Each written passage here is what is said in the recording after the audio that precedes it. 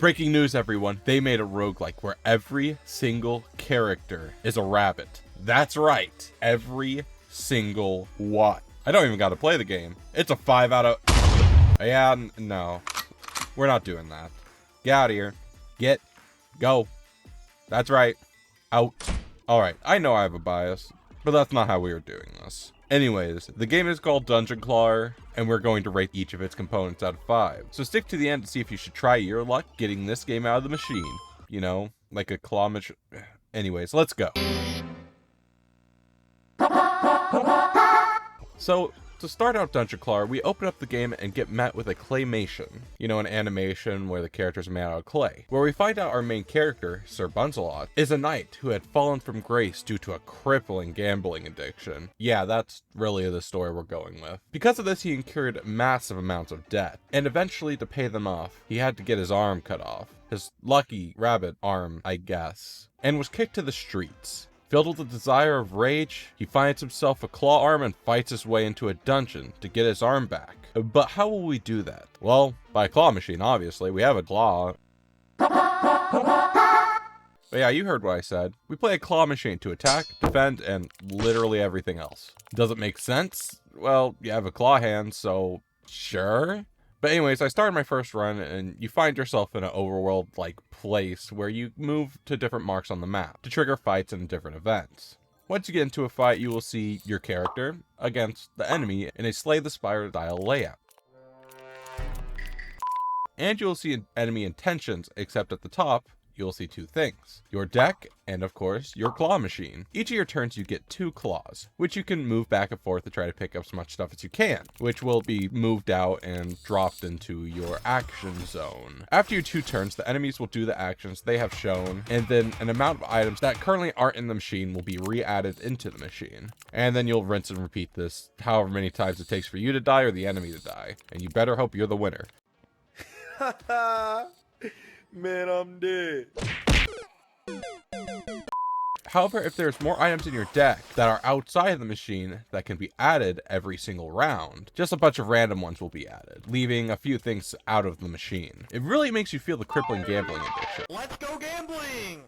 Eventually, you will beat your foes and then given a choice of 3 items to be added to your deck, and thus the machine. And you will slowly continue on. One of the most important things when selecting items is you will see some items care about the material each item is made out of, such as the recycling bin cares about stuff made out of plastic, and the magnet cares about stuff that's made out of metal. Magnets especially bring everything into a nice little clump, making it easy to pick up lots and lots of items in one go. But just don't fly too close to the sun, else you won't be able to pick up anything, and find yourself lost as you try to pick up stuff, and every time you do anything, you get the immense dread of being unable to do literally anything. Not that I would know that from experience. That being said, you can also upgrade your items to make them stronger, and that's honestly basically it. I will say there's quite a bit of RNG with how the claw machine works and how items are added, and that the runs are so long, like hour-and-a-half length runs. They can be quite tedious, to say the least. Like, it's fun for a little while, don't get me wrong, but after a run or 2, it gets honestly pretty boring. Like, how fun can a claw machine truly be?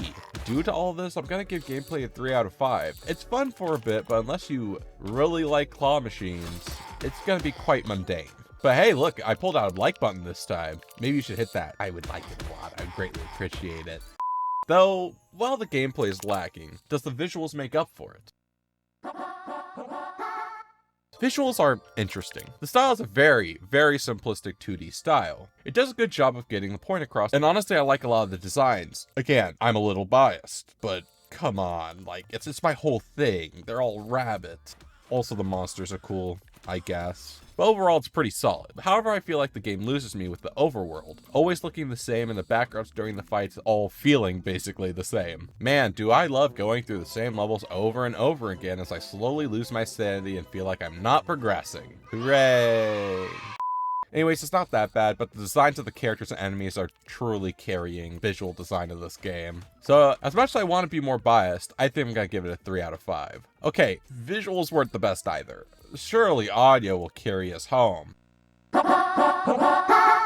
And yeah, the music is where the game finally gets a little bit more interesting, at least for me. I honestly like this very interesting kind of trippy music for the game. It's kind of hard to explain how it sounds. Honestly, the best way I can compare it to is to Balatro's music. It's a very strange, like, vibe music, but I do like it quite a bit. Is it something I would go out of my way to listen to? No, but it gets the job done. And for sound effects, well, we're lacking again in that department. Like, the sound effects don't stand out, and it doesn't feel like there's much substance to them. Honestly, a wet noodle sometimes feels like it has more power hitting someone. And for that reason, again, I love the music, but the sound effects are lackluster, so again, I'd have to give it a 3 out of 5 for sounds. But oh boy, if this game has anything, it's its replayability.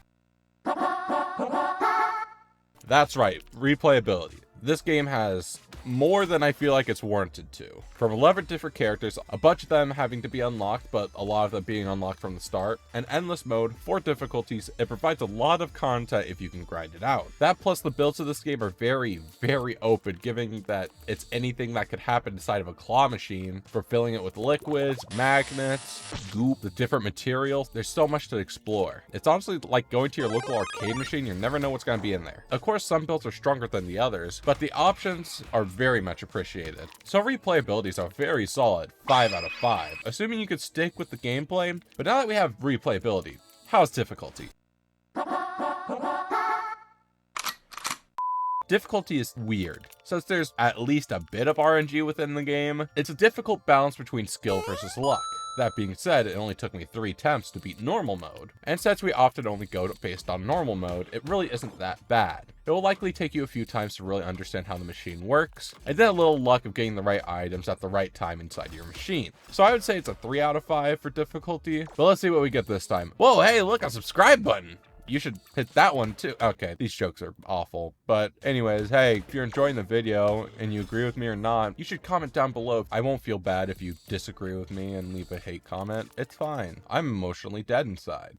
Anyways, with 5+ hours of the game of praying I could pick up everything at once and realizing that dodge is really, really broken, I had a fair amount of fun with this game, but I found myself feeling the tedium of it after a few hours. That's why I'm gonna be giving Dungeon Clawler 3 claw hooks out of 5. A very average game. It has its ups and downs, but its gameplay loop makes it hard to want to play more than one run every now and then. Plus, it's so time consuming. But is it worth your time, money, and realization you suck at virtual claw machines? Well, if you like claw machines and are okay with very slow but still kind of random gameplay, like rabbits, like a lot, or just want to see a super weird take on a roguelike, then I would say, sure, I do think for what it is and the amount of content you get, it's worth the $10 for the game. But besides that, if you want something more action-packed, you should look elsewhere. And where better to look than this video here on Raven's Watch, which is a super, super fun action top-down roguelike based on dark fantasies.